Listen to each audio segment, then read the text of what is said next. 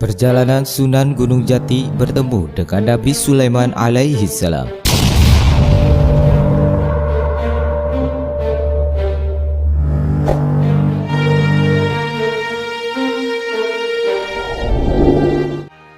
Pertemuan antara Nabi Sulaiman alaihissalam dan Syekh Syarif pada saat itu bisa diartikan ke dalam pertemuan batiniah atau ruh yang saling berkaitan.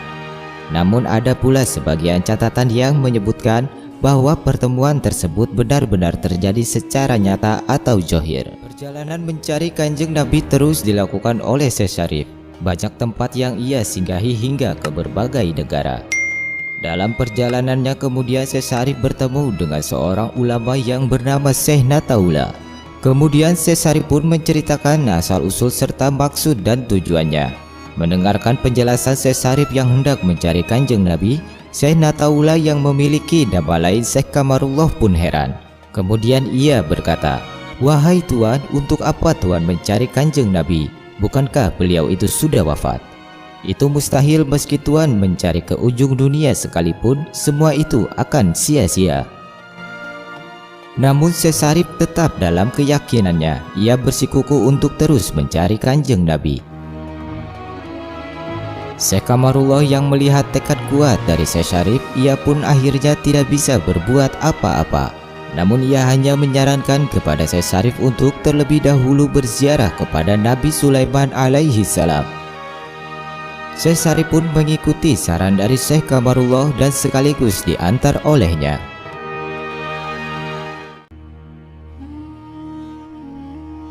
Diceritakan jenazah Nabi Sulaiman alaihi salam berada di Pulau Manjati yang sudah beratus-ratus tahun lamanya. Di sana terlihat cahaya terang gemerlapan yang memancar sampai ke angkasa. Konon di tempat tersebut terdapat mahkota dan cincin sang Nabi yang selalu mengeluarkan cahaya terang. Sebagaimana kita ketahui, Nabi Sulaiman merupakan nabi yang diberikan mukjizat atau kelebihan oleh Allah Subhanahu wa Ta'ala menjadi seorang raja dari bangsa jin dan hewan. Semua jin dan hewan dari seluruh penjuru dunia tunduk dan patuh kepadanya. Bahkan konon diceritakan Nabi Sulaiman alaihissalam pernah memerintah jin Ifrit yang merupakan raja dari bangsa jin yang dikenal cerdik dan memiliki kemampuan yang sangat luar biasa. Jin Ifrit ditantang dan diperintah oleh Nabi Sulaiman alaihi salam untuk memindahkan singgasana Ratu Balqis. Singkat cerita, Syekh Syarif dan Syekh Kamarullah tiba di tempat persemayaman Nabi Sulaiman alaihi salam. Setibanya di sana, keduanya bersimpuh seraya mengucapkan salam dan langsung terdengar jawaban salam dari Nabi Sulaiman alaihi salam. Nabi Sulaiman alaihissalam yang sudah mengetahui maksud dan niat dari pengembaraan Syekh Syarif, beliau pun kemudian memerintahkan Syekh Syarif agar terus berkelana sampai bertemu dengan Nabi Muhammad Sallallahu Alaihi Wasallam. Dengan kilauan cahaya dan energi yang terpancar dari Nabi Sulaiman alaihissalam, Syekh Syarif yang tidak mampu apa-apa, ia hanya diam tertunduk seraya mendengarkan dengan khusyuk semua perkataan dan nasihat dari Nabi Sulaiman alaihissalam. Dalam kesempatan itu kemudian Nabi Sulaiman memberikan cincin maklumat miliknya kepada Syekh Syarif. Sebuah cincin yang berasal dari langit yang memiliki 4 sisi dengan kemampuan dan fadilah yang sangat besar. Konon cincin tersebut sebagai tanda kekuasaan seorang raja yang mampu mengendalikan dan memerintah seluruh bangsa jin dan hewan. Syekh Syarif yang larut dalam perasaan bahagia dan terharu bisa bertemu dengan Nabi Sulaiman alaihi salam. Kemudian ia pun menerima cincin maklumat pemberian Nabi Sulaiman.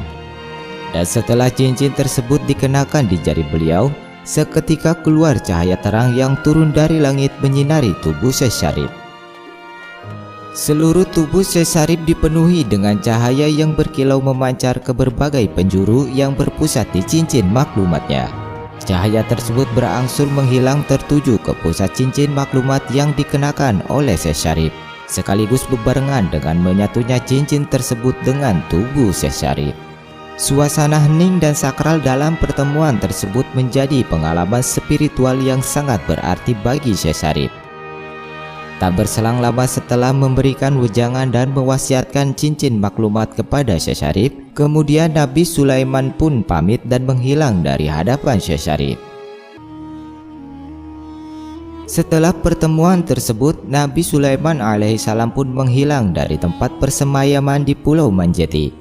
Konon diceritakan Nabi Sulaiman alaihissalam berada di tempat tersebut selama beratus-ratus tahun lamanya, semata-mata menunggu kedatangan seorang putra Mesir yang sedang mencari kesejatian ilmu Allah, yang kelak ia akan menegakkan perintah Allah dan ajaran Rasulnya.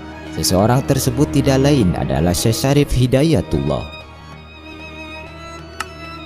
Setelah pertemuannya dengan Nabi Sulaiman alaihissalam, kemudian Syekh Syarif berpamitan kepada Syekh Kamarullah untuk melanjutkan perjalanannya mencari Kanjeng Nabi.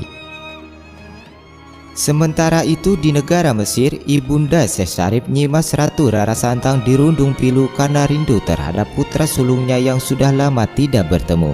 Nyimas Ratu Rara Santang sedih dan sangat khawatir karena sudah sangat lama ia tidak mengetahui kabar dan keberadaan Syekh Syarif.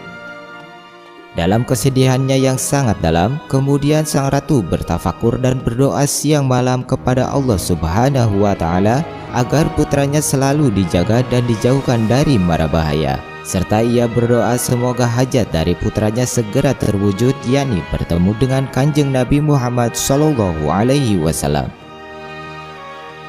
Dalam tirakatnya, Nyimas Ratu Rara Santang mendengar suara tanpa rupa sebanyak 3 kali yang berbunyi, "Jika dirimu sayang pada putramu, pergilah ke tanah Jawa, tepatnya di Gunung Jati."